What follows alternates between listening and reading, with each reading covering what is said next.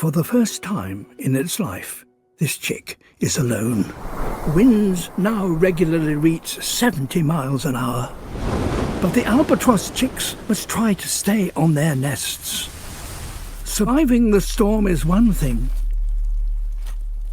But now, off the nest in these freezing temperatures, this chick has just hours to live. The brutal conditions have taken their toll.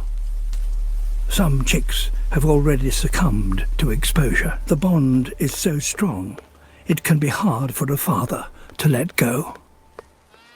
More parents are returning to the colony. Something is not right. The nest should not be empty. The chick is actually right below its parent, but because it's not on the nest, the parent doesn't recognize it and doesn't help it. Strangely perhaps, these albatross do not recognize their chicks by sight, sound or smell. They identify them by finding them on the nest.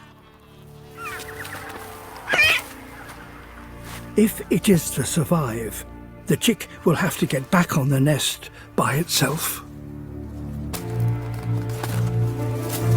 The chick has made it. The bond is re-established immediately, and its parent once again provides the warmth that the chick so desperately needs.